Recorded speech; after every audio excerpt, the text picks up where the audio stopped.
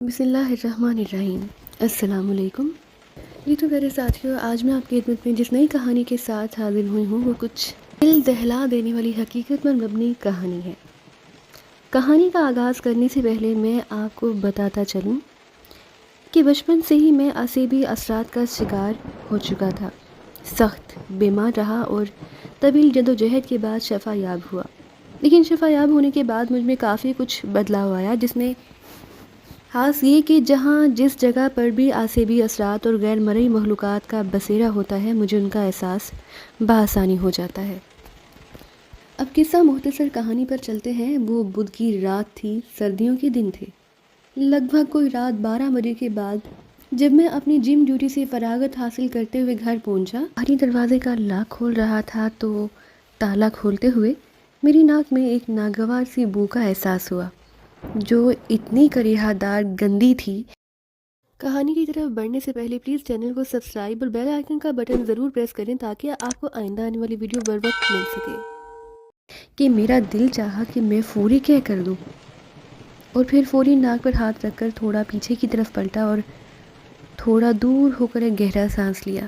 کچھ سیکنڈز کے بعد میں پھر دروازے کی جانب بڑھا، تالا کھولتے ہوئے اندر صحن میں جا گھسا۔ اس بار کسی بھی طرح کی کوئی بدبو نہ تھی۔ خیر، صحن میں گھپ اندھیرا تھا، کیونکہ میں گھر میں اکیلا ہوتا ہوں تو روشنیاں خود جب واپس آتا ہوں تبھی آن کرتا ہوں۔ میں نے جیب سے موبائل نکال کر اس کی ٹارچ آن کی اور ساتھ دیوار میں نصب ایک بورڈ میں موجود ڈی پی سے گھر کا مین سوئچ آن کر دیا۔ مجھے گھر آئے کوئی 15 منٹ سے زیادہ گزر چکے تھے۔ شدید سردی میں چائے بنانے کے بعد میں پینے کی طلب پوری کی اور پھر میں نے اپنے بستر میں آ لیٹا، لیکن ابھی کمبل کھول کر خود پر اوڑھا ہی ہوگا کہ یکدم لائٹ چلی گئی اور پھر سے گھپ اندھیرا ہو گیا۔ میں آپ سب کو بتاتا چلوں کہ میرا کمرہ جہاں لائٹ چلی جائے تو گھپ اندھیرا ہو جاتا ہے، اور یہی کمرہ کسی اندھے کنویں سے کم نہیں لگتا۔ اس لیے لائٹ جاتے ہی میں نے فوری طور پر موبائل پکڑ کر لائٹ آن کرنا چاہی تو ایک دم سے بجلی واپس آ گئی۔ میں نے دوبارہ سے موبائل رکھا ہی ہوگا کہ پھر سے لائٹ چلی گئی۔ دوبارہ موبائل ٹارچ آن کی تو لائٹ واپس آ گئی، لیکن اب کی بار جب موبائل ٹارچ آف کر کے رکھا تو لائٹ پھر سے چلی گئی، لیکن اس بار بجائے میں موبائل ٹارچ آن کر کے آرام سے لیٹا رہا، کمرہ گھپ اندھیرے میں سیاہ سانپ کی طرح لگ رہا تھا، جس کی کالی تنہائی بہت ہولناک لگ رہی تھی۔ خیر، میں نے موبائل پکڑا اور ٹارچ آن کر دی، اور پھر بھی اندھیرا برقرار رہا۔ اس بار لائٹ صرف موبائل کی روشنی آن ہوئی کمرے میں کہ باقی سارا کمرہ اندھیرے میں ہی ڈوبا رہا۔ کچھ دیر بعد موبائل ٹارچ آن کے لیٹا رہا اور پھر نہ چاہتے ہوئے بھی بستر سے اٹھ کھڑا ہوا اور چلتے ہوئے باہر صحن میں نکل آیا۔ جب صحن میں پہنچا تو دیکھا آسمان سارا دھند کی نظر ہو چکا ہے۔ عجیب طرز کا ہولناک ماحول بن چکا تھا۔ اندر کمروں میں گھپ اندھیرا تو باہر صحن میں نیلی گہری دھند۔ در حقیقت میں ایسے پراسرار ماحول کو پسند کرتا ہوں، اس لیے صحن میں کچھ دیر ٹہلنے لگا تو ٹھنڈ تو شدید تھی پر مجھے بہت میٹھا ماحول لگ رہا تھا۔ کوئی لگ بھگ 20 منٹ ٹہلنے کے بعد اچانک ذہن میں آیا کہ بجلی والے ڈی پی چیک کر لوں، اور پھر بعد میں جب ڈی پی کو چیک کیا تو وہاں سے پورے گھر کا مین سوئچ آف تھا، جس کو میں دباتے ہوئے دوبارہ سے آن کر کے گھر دوبارہ سے روشنی میں نہا چکا تھا۔ اب بھی میرے لیٹے یہ کوئی غیر معمولی واقعہ نہ تھا، کیونکہ ایسا ہو جاتا وولٹیج کی بنا پر مین سوئچ خودکار طریقے سے خود ہی بند ہو سکتا ہے۔ پر اصل اوسان تو میرے تب عطا ہوئے جب میں دوبارہ سے بستر میں لیٹا اور چند منٹ بعد ہی میرے کمرے کا بلب بلنک کرنا شروع ہو گیا، اور پھر تو جیسے چند سیکنڈ بعد ٹھس کی آواز کے ساتھ پھٹ کر کرچی کرچی ہو گیا۔ جب میں نے اس غیر متوقع واقعہ کے بعد اٹھ کر کھڑا ہونا چاہا تو میرے اسٹور روم کا دروازہ ڈز کی آواز کے ساتھ گونجا۔ یہی وہ وقت تھا جب میں نے گہری سانس لے کر او کی آواز نکالی اور دوبارہ سے بستر میں آ لیٹا، کیونکہ میں اب جان چکا تھا یہ سب کیا ہے اور کیوں کر ہو رہا ہے۔ وہ بدبو جسے میں نظر انداز کیا، در حقیقت وہ پہلا اشارہ تھا کہ کوئی غیر مرئی مخلوق میرے آس پاس ہی موجود ہے۔ پھر میں فوری بھام پہ نہ سکا۔ ایک بات میں آپ سب کو بتاتا چلوں کہ میں اعصابی طور پر بہت مضبوط ہوں، اور میرے ارد گرد جاننے والے لوگ بھی بہت بہتر انداز سے جانتے ہیں، اس لیے بجائے کسی ڈر کے مجھ میں جو بھی چیز تھی وہ تھی تشویش کہ آگے کے حالات کیسے ہوں گے، اور در حقیقت آگے کے حالات انتہائی ہولناک ہونے والے تھے۔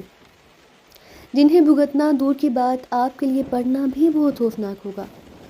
मैं जान चुका था कि मैं अब भी हसार में हूँ और उन असीबी असरात की जिन्हें मैं फार्म हाउस में अपनी तरफ से पीछे छोड़ आया था। फार्म हाउस एक दूसरे किस्से का पहला हिस्सा है। मैं आपको बताता चलूँ कराइन कि मैं पैरानॉर्मल एक्टिविटीज़ हूँ और लाहौर का रिहायशी हूँ। मेरी लिखी गई वाक़यात तजुर्बात पर मबनी है, जिनका ऐनी शाहिद मैं खुद हूँ। मेरी आज की कहानी दरअसल उस किस्से का दूसरा हिस्सा है जो मेरे साथ एक फार्म हाउस में पेश आ चुका है, जिसमें हम 4 दोस्त शामिल थे, जिसमें से हमारे एक दोस्त की तबीयत तो कुछ ज़्यादा ही नासाज हो गई, जिसको बाद में संभलने में कई हफ्ते लग गए।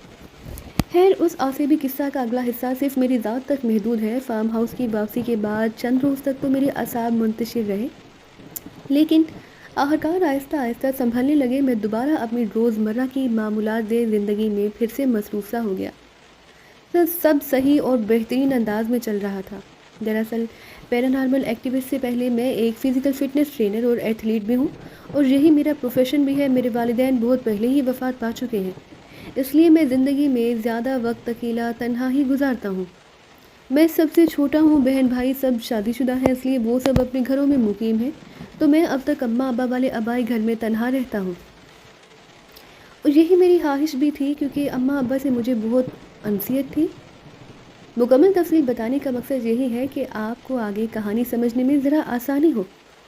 तो ये जो कुछ हो रहा था, ये अब उस फार्म हाउस वाले हिस्से का एक पड़ाव है।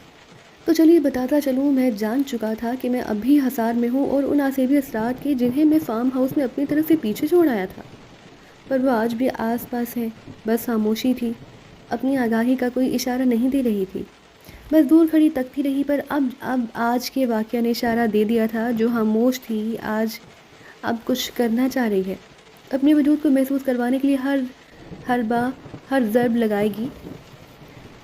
पूरा घर अब दोबारा से अंधेरे की नज़र हो चुका था। मैं अपने बेड पर बेसुध लेटा अंधेरों को घूरते हुए गुज़श्ता वाक़यात को सोच रहा था। फिर सोचते सोचते कब आँख लग गई पता ही नहीं चला।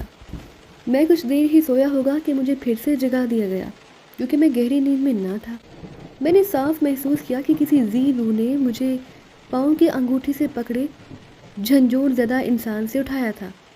आँख खुलने के बाद मैंने कमरे को यूं ही अंधेरे में गर्क पाया, लेकिन अब की बार बजाय खामोशी के गड़गड़ाहट थी। हाँ, मेरे कमरे का दरवाज़ा आहिस्ता से सिरक रहा था, जिसकी आवाज़ से साफ पता चल रहा था कि कभी तो वो बंद होने जा रहा था, कभी खुलने पर आ जाता। इसी सब के बीच वो सफ़र कर रहा है। मैं काफ़ी देर दरवाजे की आवाज़ में मगन रहा, लेकिन फिर मेरी एक चीख ने मेरा दिल मेरे हलक तक जा पहुँचाया। वो दरअसल एक बिल्ली की आवाज़ थी, जो सहन में बड़े गुस्सीले अंदाज में गर्राई, और अब वो मुसलसल गर्रा रही थी। और फिर चंद लम्हात बाद गर्राने की आवाज़ में शिद्दत से बढ़ोतरी आ गई, और अब ऐसा लग रहा था कि सहन में एक से ज़्यादा बिल्लियाँ हों जो आपस में लड़ रही हैं। कुल 2 मिनट तक उनकी आवाज़ें ऐसे ही आती रहीं, और फिर दोबारा से गहरी खामोशी छा गई। मेरा ध्यान बिल्लियों की आवाज़ में दरवाजे की जानिब से हट चुका था, तो खामोशी हो जाने पर दरवाजे की जानिब दोबारा मुतवज्जा हो गया। दरवाज़ा बिल्कुल साकत और खामोश था, लेकिन थोड़ा वक्त ही गुजरा होगा कि दोबारा से किसी बिल्ली की आवाज़ ने चौंका दिया। लेकिन अब की बार उस बिल्ली की आवाज़ में गुस्सा और गराहट नहीं थी, बल्कि एक अजीब सा सोज और दर्द था। शायद वो बिलक रही थी या फिर तड़प रही थी, कुछ मुवाजना ना था। उसकी आवाज़ रात के आखिरी पहर में बहुत मनहूस लग रही थी। वैसे भी कहते हैं ना, रोती बिल्लियों की आवाज़ बड़ी मनहूस होती है। मैं चाह कर भी नहीं उठ पा रहा था। अजीब सोच साकत हुए चुपचाप लेटे रहा और दोबारा फिर से गहरी नींद में चला गया। अब की बार जब मैं जागा तो सुबह हो चुकी थी, क्योंकि सहन में कौवों की आवाज़ आ रही थी। हालांकि मैंने शाज़ और नाज़िर ही अपने घर में कभी कौवा देखा होगा। कुछ देर में ढीठ बना अपने बिस्तर पर लेटा रहा और रात वाले वाक़े को सोचता रहा, और फिर एकदम से बिस्तर छोड़ा और सहन में आ गया। लेकिन सहन में आते ही जो मैंने सबसे पहले नागवार वाक़या देखा, वो था कि सहन की एक नुक्कड़ पर एक बिल्ली मरी कटी पड़ी है, बल्कि उधड़ी हुई, ऐसे जैसे कि किसी होनहार जानवर ने उसे भनभोड़ कर चीर फाड़ कर फर्श पर जमा हों, और बाहर निकली आंतें जैसे जिन्हें चंद कौवे बार बार आकर चोंच मार रहे थे। मेरे लिए सुबह सवेरे ऐसा माहौल बड़ा दिल हराश साबित हुआ। खैर दिन तो चढ़ चुका था, फिर सर्दी वैसे ही सर्द थी, सूरज का कोई नामो निशान तक न, और बादल भी काफ़ी गहरे से थे। मैंने सबसे पहले बिल्ली के उधड़े हुए जिस्म को उठाकर तोड़े में डाला और फिर कूड़ादान में फेंक आया। उसके बाद वापस आकर सहन को अच्छे से धोया और ताकि जमा हुआ खून ख़त्म हो, फिर नहा धोकर घर को बंद किए अपना मोटरसाइकिल लिए बाहर निकल गया। सच बताऊं तो मेरा दिल बड़ा उदास था। रात तो थी बाहरी, दिन की शुरुआत भी इंतहाई अलमनाक सूरत हाल देखते हुए सारा दिन कुछ खाने को दिल ना चाहा और फिर शाम 4 बजे अपनी जिम ड्यूटी पर जा खड़ा हुआ। वहाँ जाते ही मसरूफियात ने मेरी तलहियों में कुछ कमी की, मिजाज कुछ बेहतर हो गया। पर जैसे ही रात 12 बजे और छुट्टी का वक्त हुआ तो घर की जानिब जाते हुए तबीयत में हद दर्जा बेचैनी थी। दिल चाह रहा था कि घर ना जाऊं, रात ऐसे ही चल फिर कर कहीं गुजार लूं, पर ठंड थी, कहाँ जलील होता। चारों नाचार घर की जानिब ही सफ़र किया और फिर घर दाखिल होते ही ताले खोले, लाइट ऑन की और कमरे में जा घुसा, जो अब तक अंधेरे में था क्योंकि मैंने अपने कमरे का बल्ब बदला ही नहीं। और वैसे भी मुझे खौफ से हट बहुत बेचैनी और उदासी ज़्यादा थी। कंबल ओढ़े लेटा और कब सोया पता ही नहीं चला, लेकिन पता तब चला जब आधी रात मेरी फिर से आँख खुल गई।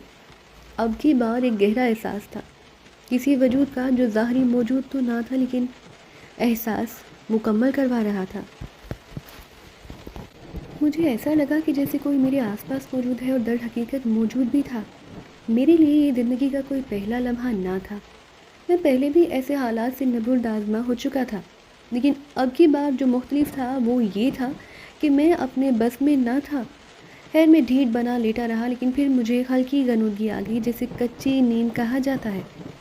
उस कच्ची नींद में रात भर मेरे कानों में समातों में चलता रहा वो बड़ा करनाक था।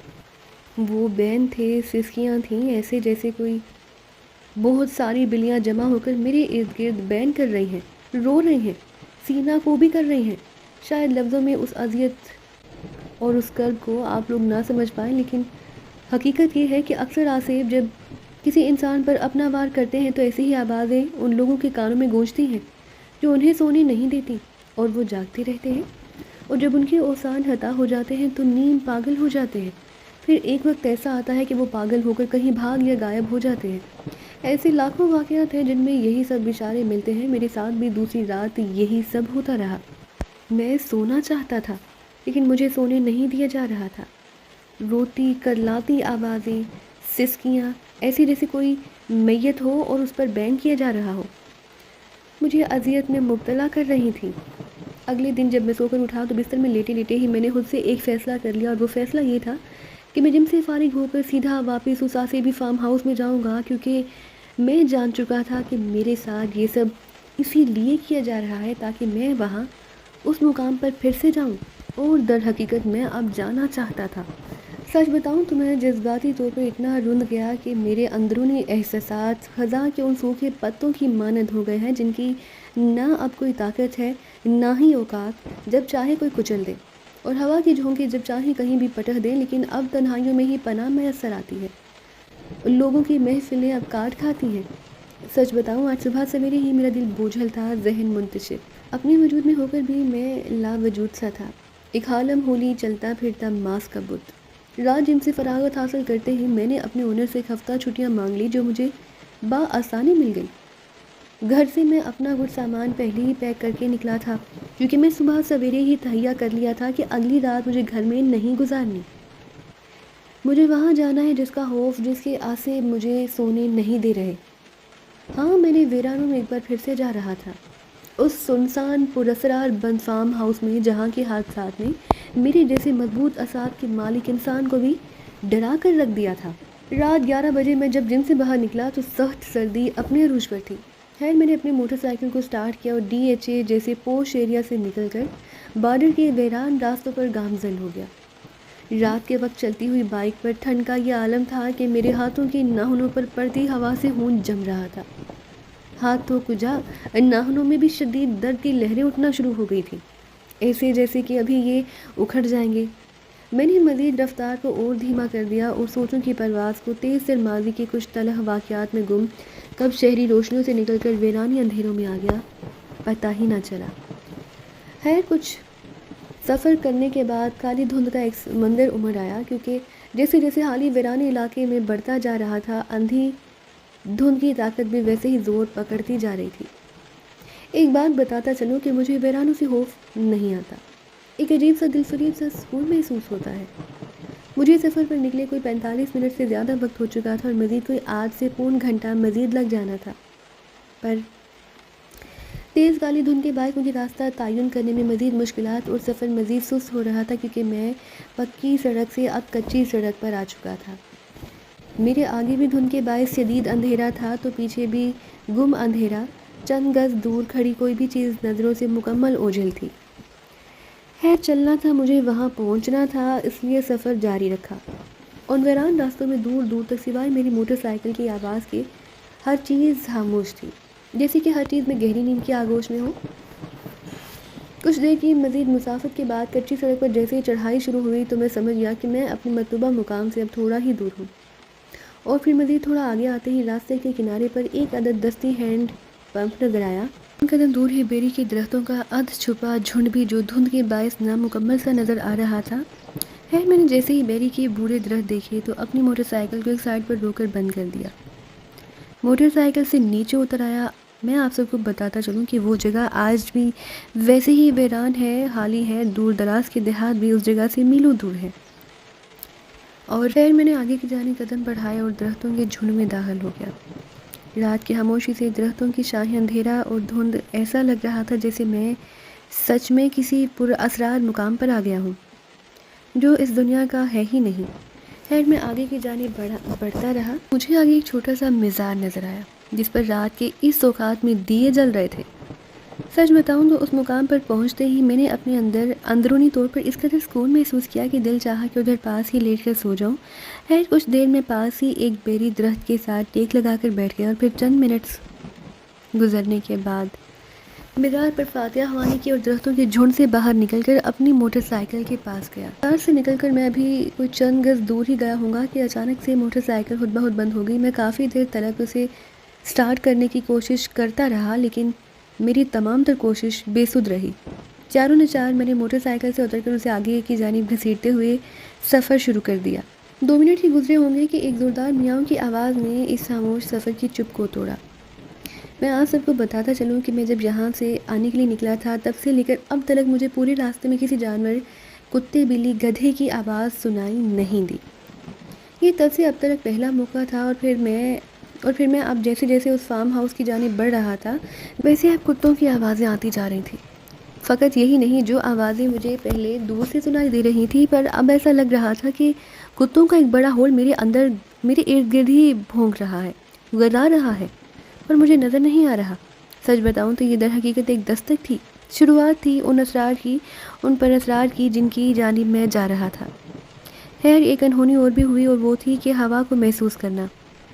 ہاں اب وہاں تیز ہوائیں چلنا شروع ہو گئیں، جس کے باعث ارد گرد پھیلی گہری دھند ختم ہو گئی، اور میرے ارد گرد کی پھیلی سیاہی اب درختوں اور جھاڑیوں میں بدل چکی تھی۔ اب مجھے فارم ہاؤس والی کچی سڑک اور تھوڑا دور اس آسیب زدہ فارم ہاؤس کا ہیبلا نظر آ رہا تھا۔ سڑک کے دونوں اطراف کیکر کے گھنے درخت، جن پر مکڑیوں کے جمے جالے رات کی تاریکی میں ویرانیوں ہولناکیوں کا پتہ دے رہے تھے۔ بلاہر میرا موٹر سائیکل دھکیل کر سفر کرنے کا اختتام ہوا، اور اب میں فارم ہاؤس کے باہر موجود تھا۔ فارم ہاؤس لگ بھگ کوئی 2 ایکڑ کے رقبے پر محیط ہے، جو اس وقت مکمل تاریکیوں اور ویرانیوں میں ڈوبا ہوا تھا۔ اب مجھے کسی بھی انداز میں فارم ہاؤس کے اندر گھسنا تھا۔ کتے اب بھی اسی زور و شور سے بھونک رہے تھے، لیکن ان کا وجود دور تک کہیں موجود نہیں تھا۔ خیر میں نے تھوڑا گھوم پھر کر باہری دیواروں کا معائنہ کیا، اور پھر ایک جگہ محتس کر کے اندر پھیلانگنے کے لیے دیوار پر چڑھنا شروع کر دیا، لیکن میں نے جیسے ہی دیوار کی اوپرلی اینٹ پر گرفت ڈالی، مجھے میرے ہاتھ پر ایک اور ہاتھ کا احساس ہوا۔ ہاں میں مکمل لمس محسوس کر رہا تھا، ٹھنڈا گوشت پوست سے آراستہ، اپنے جیسے کہ میرے اوپر چڑھنے سے پہلے ہی وہاں کوئی اس مقام پر موجود ہے، میرے انتظار میں تھا۔ یہی وہ لمحہ تھا جب ڈر کے احساس نے میری ریڑھ کی ہڈی تک سنسنی لہر دوڑا دی۔ میرے جسم پر رونگٹے کھڑے ہو چکے تھے، میرا اعصاب جو بے حد مضبوط مجھے شل ہوتے نظر آنے لگے۔ یہ سچ ہے کہ میرے اندر کسی طے کسی خانہ میں ڈر ضرور رکھتا ہوں، میں بھی ایک انسان ہوں۔ میں نے اپنی ہمت پست نہ ہونے دی اور جمپ لگا کر دیوار پر چڑھ گیا اور اندر کی جانب کود پڑا۔ اندر کودتے ہی میرے ناک میں پھر سے وہی گندی غلیظ بدبو کی لہر نے میرا استقبال کیا جو میں نے آج سے 3 دن پہلے گھر میں دروازہ کھولتے ہوئے محسوس کی تھی۔ میں نے ناک پر ہاتھ رکھتے ہوئے ارد گرد کے ماحول کو نظر انداز کیا اور باہری مین کھولنے کے لیے اس حصہ کی جانب بڑھا۔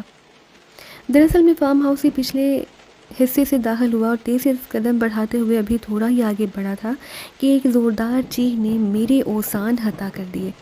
دل تیز دھڑکن سے حلق میں آ گیا۔ میں منہ کے بل جا کر نیچے زمین پر گرا۔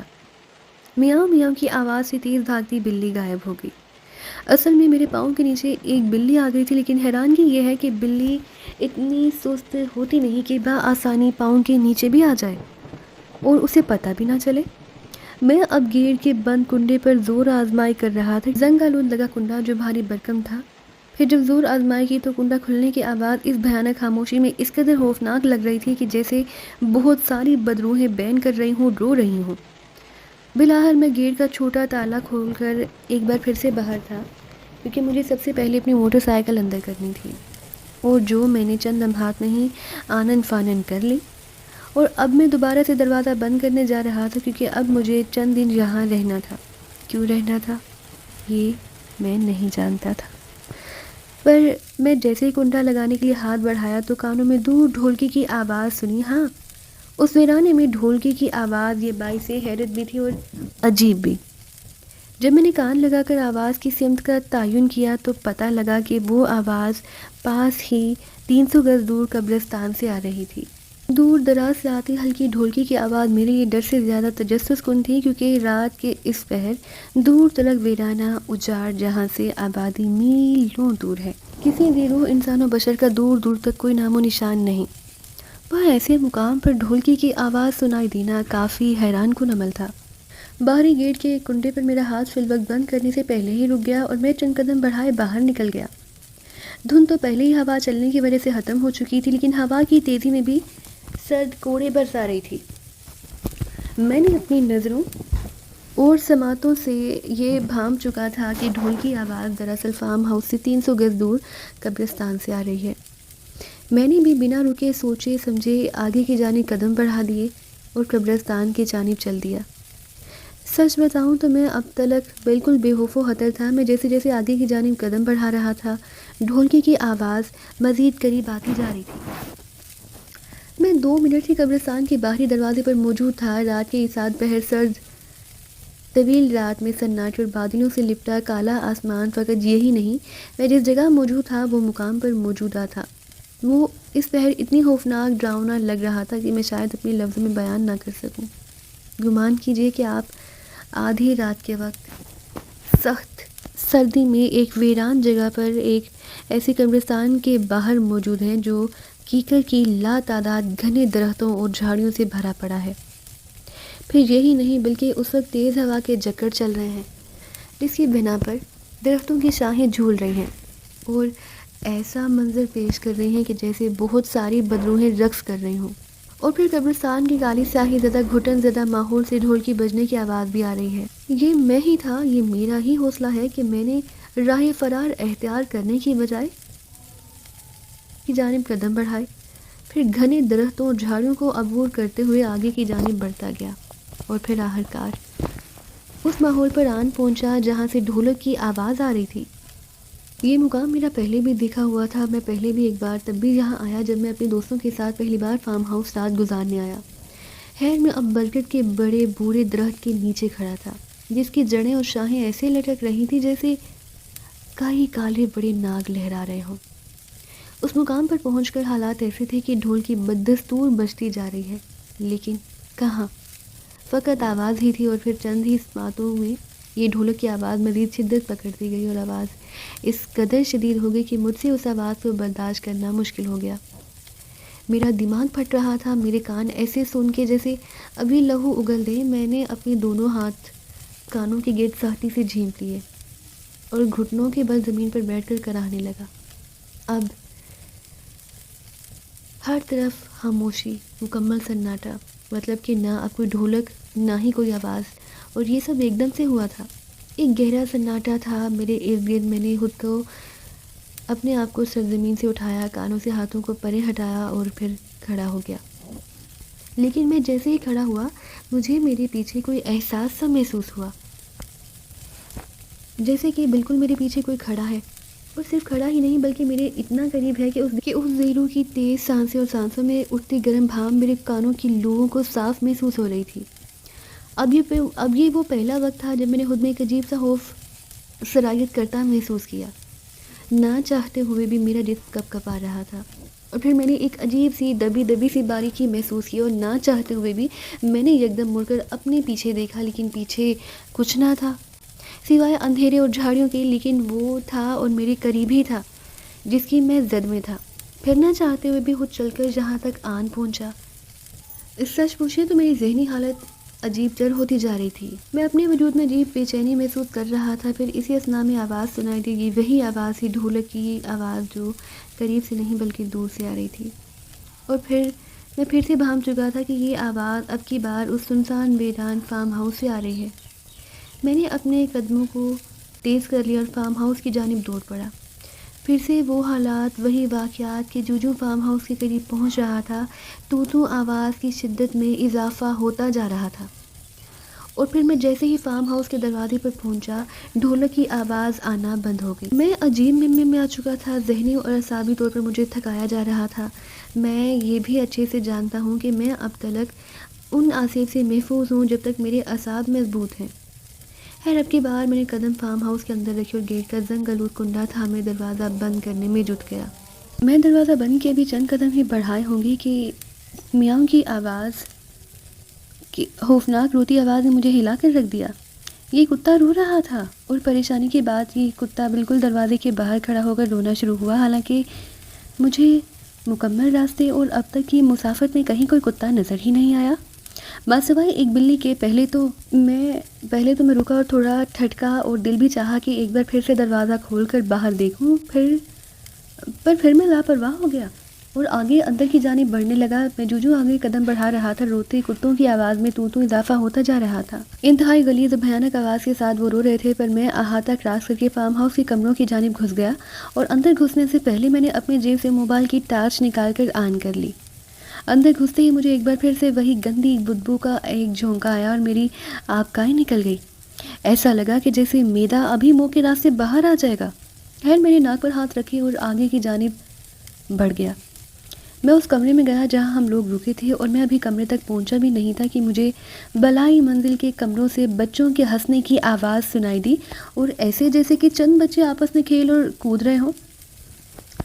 ایسا میرے ساتھ یہاں پہلے بھی ہو چکا تھا. یہاں پہل تو میں رک کر بچوں کی آتی آوازیں سنتا رہا. پھر بجائے کمرے کے میں نے اوپر والی منزل میں جانے کا ارادہ بنایا، اور سیڑھیوں کی طرف لپکا. میرے سامنے فقط روشنی تھی، میرے پیچھے میرے دائیں بائیں مکمل اندھیرا تھا.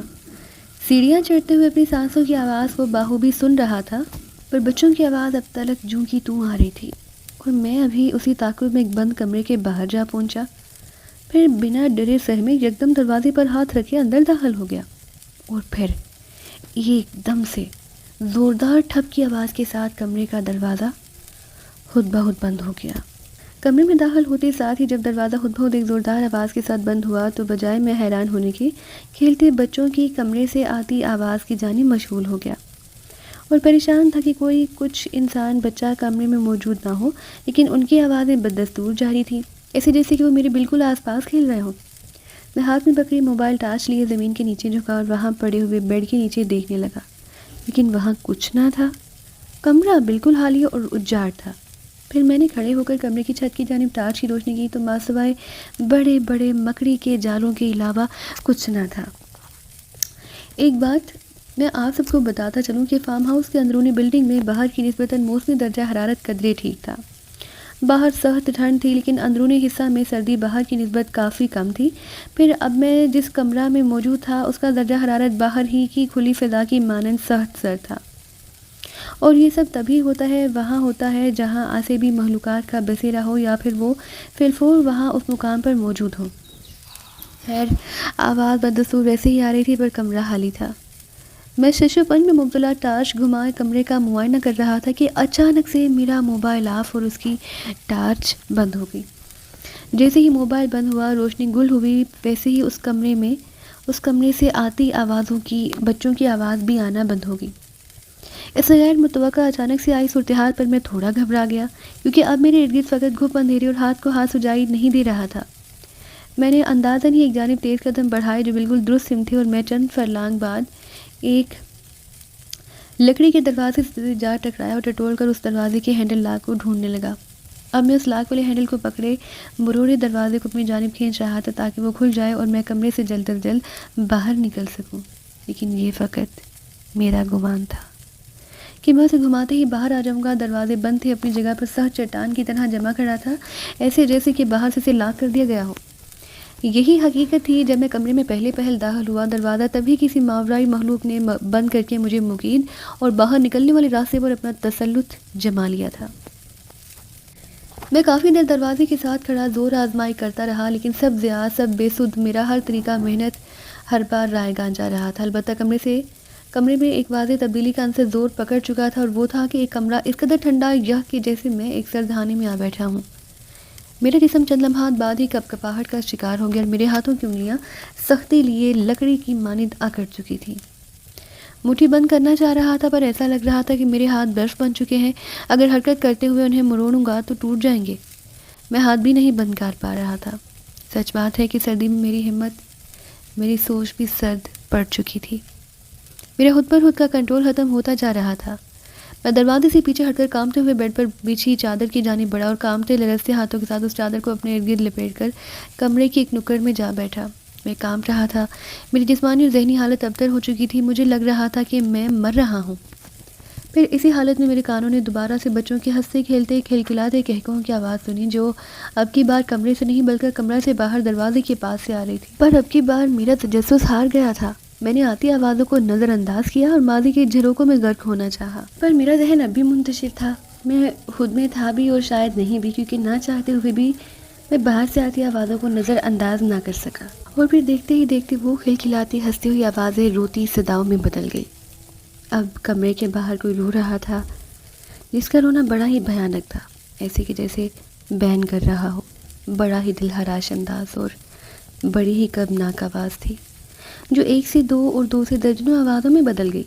شاید میرے الفاظ اس رات بند کمرے میں مقید میری تاثرات کو بیان نہیں کر پا رہے، لیکن گمان کیجیے کہ آپ ایک سنسان سے بڑے گھر میں ایک ایسی جگہ پر بند ہیں جہاں سے نکلنے کا کوئی راستہ نہیں۔ آپ کے ارد گرد فقط کالی سیاہی ہے اور روشنی کا کوئی نام و نشان نہیں۔ اور بس یہی نہیں، پھر آپ کی سماعتوں میں ایسی ڈراؤنی آوازوں کی یلغار ہے جو بس رو رہی ہیں۔ رونے کا انداز بڑا ہی بھیانک، سخت، سرد، جہنم زدہ۔ اس بند کمرے میں پڑا اس آتی روتی بین کرتی آوازوں کے سبب خود کو اب بڑا اداس محسوس کر رہا تھا۔ بس اداسی ہی نہیں، ایک ایسا انسان جو لاچار ہے، ناکام بھی۔ سچ بتاؤں تو میرا ماضی سچ میں بڑا قابل ترس ہے۔ میں محبتوں کا ترسا، اپنوں سے ہارا اور خود سے بری طرح مایوس انسان اب تک صرف اور صرف آزمائش در آزمائش رہا ہوں۔ لوگ کہتے ہیں کہ تم بڑے کمال ہو، تم بڑی ہاس ہو، تم وہ ہو جو زندگی صحیح سے محسوس کر کے مہم جوئی اور بہادروں کی طرح زندگی گزار رہے ہو، لیکن حقیقت اس کے برعکس ہے، جسے میں بیان نہیں کرنا چاہتا، کیونکہ میں جانتا ہوں میں اکیلا ہوں، تنہا ہوں۔ لاہور کی گنجاں گلیاں اور سڑکیں، چوراہے، یہی وہ جگہ ہیں جو میری غم گسار بھی ہیں اور میری یار بھی۔ خیر، اپنے کانپتے وجود کے ساتھ ماضی کی یادوں کو سنبھالے کب ہوش سے بے ہوش ہوا یاد نہیں، پر اتنا ضرور یاد ہے کہ وہ بے ہوشی کا دورانیہ چند ہی لمحات کا تھا۔ اچانک سے اپنے چہرے پر پانی کی تیز چھینٹیں پڑتے ہوئے محسوس کیے، لیکن وہ پانی کے نہیں بلکہ تازہ خون کے تھے، گرم گرم ابلتے ہوئے، تازہ دم، حلال کیے ہوئے کسی جنس و جانور کے وجود کو ادھیڑ کر۔ اندھیرے میں تو میں اندازہ نہ لگا سکا کہ وہ پانی ہے یا خون، پر صبح کی کرنوں نے بعد میں مجھ پر یہ راز افشا کیا، جسے میں نے پانی سمجھا وہ خون تھا۔ خیر، میں کیا دیکھتا ہوں کہ میرا چہرہ اور گردن کسی پانی مانند گرم سیال سے بھیگے ہوئے، اور صرف یہی نہیں، پاس ہی زمین پر پڑا میرا فون اور اس کی ٹارچ جل رہی ہے۔ وہ کمرہ جو کچھ وقت پہلے ایک گہری کالی ٹھنڈی قبر کی مانند اندھیرے میں ڈوبا ہوا تھا، اب وہاں ٹارچ کی روشنی ہے۔ وہ دروازہ جو بند تھا اب چوپٹ کھلا ہے۔ یہ کیسے ہوا؟ لیکن میں کافی حد تک ان احساسات اور ایسے واقعات کو سمجھ چکا ہوں۔ یہ کچھ نہیں تھا، یہ سب اعصاب کی جنگ تھی اور میرے ساتھ بھی اعصاب کی چھیڑ چھاڑ کی جا رہی تھی۔ یہ عصبی سے ہوتا ہوا اعصابی کھیل کا مطلب صحیح وہ لوگ بھی سمجھا سکتے ہیں جو اکثر ویرانوں اور اجاڑوں میں جا کر چلا کاٹتے ہیں۔ کچھ تو کامیاب ٹھہرتے ہیں اور بہت سارے اپنی ناکامی کا پھر انجام بھگتتے ہیں۔ پر میں آپ سب کو بتاتا چلوں کہ میں کوئی چلا نہیں کاٹی، میری ایسی کوئی خواہش ہے یا مقصد ہے، بس بچپن میں ایک عصوبت کے سبب اس مصیبت میں مبتلا ہو گیا۔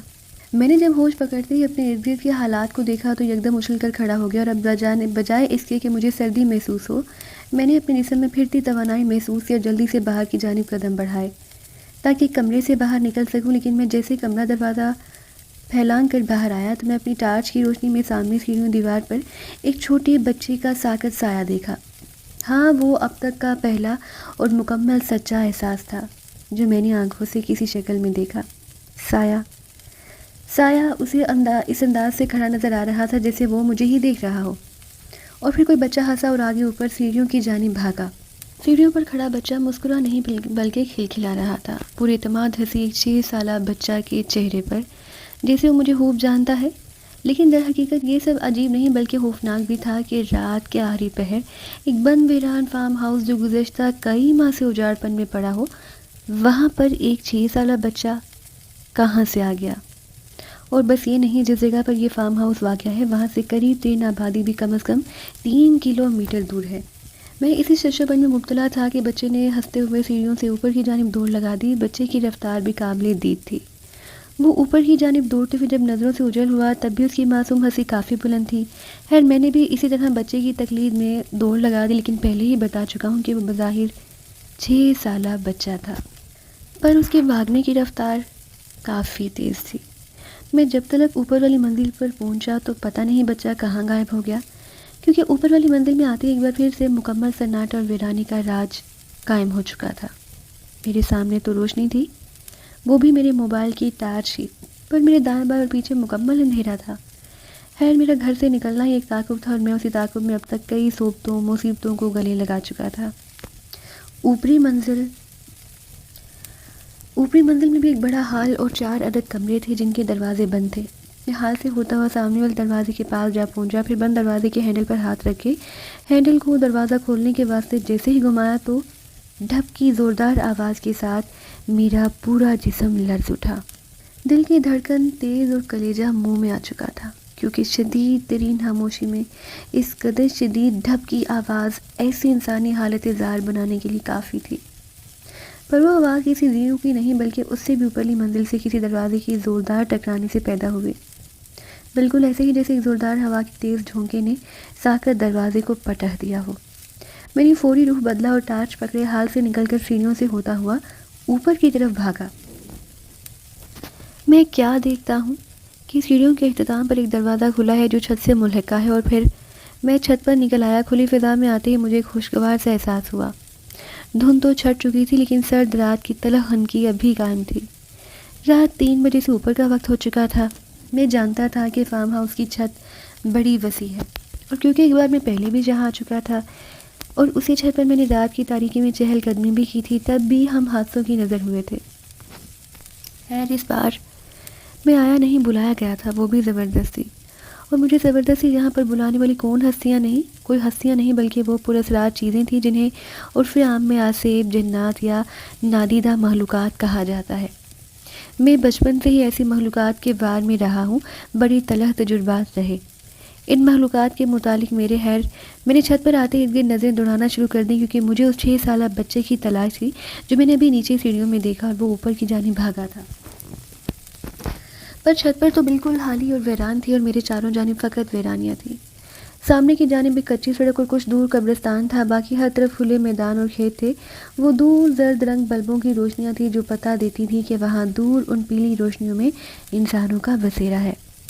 لیکن ابھی جہاں میں موجود تھا یہ بالکل ویران فارم ہاؤس تھا، تو پاس ہی ایک پرانا قبرستان لگ بھگ کوئی 4-5 منٹ میں چھت کے کونوں خدروں کو ٹٹولتا دیکھتا اس بچے کو ڈھونڈتا رہا، پر مجھے بچہ تو کجا کوئی بلی کتا تک نظر نہیں آیا، صرف گہرا سکوت تھا اور اس سکوت گہرائی میں میری سانسوں کی آواز۔ پر پھر میں نے اندھیرے میں جا کر فارم ہاؤس کے کھلے صحن میں دیکھا تو کیا دیکھتا ہوں کہ جسے میں چھت پر تلاش کر رہا تھا وہ نیچے بڑے دروازے کے پاس کھڑا مجھے گھور رہا ہے۔ ہاں، وہ بچہ نیچے موجود تھا۔ کب، کیسے گیا نہیں جانتا، پر یہ کون ہے، یہاں کیوں ہے، یہ ضرور جاننا چاہ رہا تھا، حتیٰ کہ مجھے یہ بھی معلوم تھا کہ یہ ہم انسانوں کی قبیل سے نہیں، پر یہ ہے کیا، کوئی جنزاد، شیطان یا چھلاوا؟ بس یہی جستجو، اسی چکر میں میرا تعاقب اسی پر تھا۔ میں نے چھت کو چھوڑا اور نیچے کی جانب اندھا دھند دوڑ لگا دی۔ سیڑھیوں سے اتر کر فارم ہاؤس کی بلڈنگ سے جب باہر نکلا تو اب کی بار نظارہ ہی کچھ اور تھا۔ فارم ہاؤس کی بھاری بھرکم گیٹ کے دونوں پٹ کھلے ہوئے تھے، جسے کوئی چھوٹا بچہ ہرگز کھول تو دور ہلا بھی نہیں سکتا تھا، پر وہ بچہ تھا۔ کہاں تھا؟ اور میں نے بھی تو دوڑتے قدموں کے ساتھ گیٹ کو کراس کر کچی سڑک پر نکل آیا۔ ہاں، وہ بچہ موجود تھا، پر دور اس قبرستان کی جانب جاتا ہوا میں نے بھی بجائے رکنے کے اس کے پیچھے ہو لیا۔ کچی سڑک پر اٹھتے میرے تیز قدم تب آہستہ ہوئے جب میرے کان کی سماعت میں ایک 46 سالہ بچے کی کھلکھلاتی ہنسی کی صاف آواز سنائی دی۔ ہاں، وہ ہنس رہا تھا، بالکل میرے ساتھ قدم با قدم پر، لیکن اس کا وجود مجھ سے 2 گز آگے قبرستان کی جانب تھا۔ تو پھر یہ ہنستے بچے کی آواز میرے وجود کے ساتھ اتنی بات سے کیوں؟ میں جان چکا تھا کہ اس مخلوق سے ہٹ کر بھی کوئی اور مخلوق بھی ابھی ساتھ ہی ہے، جو بالکل میرے آس پاس ہے، پر فقط وہ ساتھ ہی نہیں، بالکل مجھے اپنے حصار میں لے چکی تھی۔ اس کے حصار کا اندازہ مجھے تب ہوا جب میرے نہ چاہتے ہوئے بھی میرے قدم خود بخود رفتار پکڑ چکے ہوئے تھے۔ بجائے چلنے کے میں اندھا دھند دوڑ لگا دی، اور چند ہی سیکنڈ میں قبرستان کے اس حصے میں جا پہنچا جہاں پر میں بالکل بھی آنا نہیں چاہ رہا تھا، لیکن اب وہاں موجود بھی تھا، اور خود کی ذات سے مفرور بھی، کیونکہ میرا ذہن تو میرے ساتھ پر جسم کسی اور کی زیر تسلط، اور اس کے واضح ثبوت میری وہ حرکات تھیں جو میں نے نہ چاہتے ہوئے بھی شروع کر دی تھی، کیونکہ میں نے ایک پرانی قبر کے پاس پہنچ کر اس کے پاس ہی ہاتھوں سے زمین کو ریتنا کھرچنا شروع کر دی، اور میری رفتار بھی قابل رشک حد تک تیز تھی۔ میں کیوں کر رہا تھا؟ ذہن یہ سوچ رہا تھا میں یہ نہیں کرنا چاہتا، ذہن یہ بھی بول رہا تھا، پر میرا وجود میرے ذہن سے بالکل مخالف حرکت میں تھا۔ پھر دیکھتے ہی دیکھتے میں نے کوئی 2 فٹ گہرا لمبا کھود ڈالا، اور صرف گڑھا ہی نہیں کھودا بلکہ میں نے اس گڑھے سے ایک عدد کپڑے کی سلی پرانی سی گڑیا بھی نکالی جو پوری طرح مٹی میں اتل پھتل تھی، اور اس گڑیا میں پروئی ہوئی سینکڑوں سوئیاں بھی موجود تھی جو گڑیا پکڑنے پر میرے دونوں ہاتھوں کو زخمی کر چکی تھی۔ میرے ہاتھوں سے خون رس رہا تھا، جس سے اس کپڑے سے سلی گڑیا کا وجود بھیگ رہا تھا، پر پھر میں نے کچھ بڑبڑانا شروع کر دیا۔ یہ کوئی اشلوک تھے، جنتر منتر، کالے علم کے قبیح الفاظ جو بظاہر تو میری زبان ادا کر رہی تھی، پر وہ میں تھا ہی نہیں، کیونکہ اب میں کسی اور زیرو کے زیر تسلط تھا، وہ مجھ پر قابض ہو چکا تھا، اور میں جامد، اگر کچھ تھا تو میرا اپنا اور میرا بس، تو وہ میرا ذہن، میرا دماغ تھا، جو بھی اس عمل سے مکمل عاری اور انکاری تھا۔ میری زبان قبیح الفاظ بول رہی تھی اور ذہن چیخ چیخ کر منع کر رہا تھا۔ میں نے اپنی بولتی زبان کو ویسے ہی چھوڑ دیا اور اپنی آنکھیں بند کر کے ذہن کو مکمل پرسکون کیا، اور پھر میں نے اپنے ذہن میں ان قرآنی آیات اور الفاظ کا ورد شروع کر دیا جو بابرکت بھی ہیں، برحق بھی۔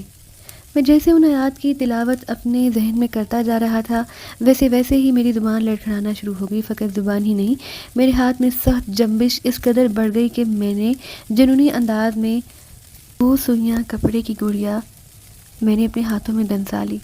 درد کی شدید لہر اٹھی جسم میں، اور میرا ذہن پرسکون تھا۔ میری زبان رک چکی تھی، لیکن جسم میں عجیب اینٹیں اٹھنا شروع ہو گئی تھی۔ سچ بتاؤں تو اب ایک جنگ تھی جو میرے جسم اور میرے وجود دونوں میں چھڑ چکی تھی۔ وہ ناپاک افریت جو میرے جسم میں داخل ہوئی تھی وہ بے بس ہو رہی تھی، اور الحمدللہ میرا دماغ، میرا ذہن لگاتار تلاوت میں مصروف تھا۔ میں یہ جانتا تھا کہ یہ ناپاک آسیب جو مجھ پر مسلط ہوا، یہ نکلتے ہوئے بھی مجھے شدید چوٹ دے گا، اور پھر ایسا ہی ہوا۔ مجھے میرا سانس رکتا ہوا محسوس ہوا، اور صرف سانس ہی نہیں بلکہ مجھ پر عجیب کیفیت طاری ہونا شروع ہو گئی۔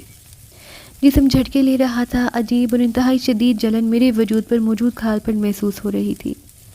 پر پھر بھی میں نے ذہن کو بے بس نہیں ہونے دیا. میں اب بھی ذہن میں تلاوت کے کلام پاک جاری رکھے ہوئے تھا. تو پھر ایک جھٹکا لے کر اپنی جگہ سے کھڑا ہو کر ہاتھ میں پکڑی گڑیا کو زور سے زمین پر پٹک دیا اور اپنے ایک ہاتھ کو زبان پر لے جا کر زبان کو گرفت میں لیتے ہوئے کھینچنے لگا. پھر میری حالت میرے ذہنی دریچوں سے بالکل خالی ہو گئی. مجھے نہیں یاد پھر میں کہاں تھا، پر جب دوبارہ میری آنکھ کھلی تو میں صبح کا وقت ہو چکا تھا. میں قبرستان کی ٹھنڈی زمین پر لیٹا لمبے لمبے گہرے سانس لے رہا تھا. میرے دونوں کندھوں میں شدید اکڑ اور درد تھا. وہ میرے دونوں ہاتھ سوج چکے تھے. حلق میں چبھن کا احساس اور پیاس کی شدید طلب. پر اب ان سب سے زیادہ مجھے جو کچھ کرنا تھا وہ تھا واپسی کا رخ. پھر میں اٹھ کر واپس گھر کی جانب پلٹا کیونکہ مجھے جلد از جلد گھر جانا تھا. میں بہت تھک چکا تھا. آنکھیں جل رہی تھیں، بالکل ایسے جیسے صدیوں سے جاگ رہی ہوں.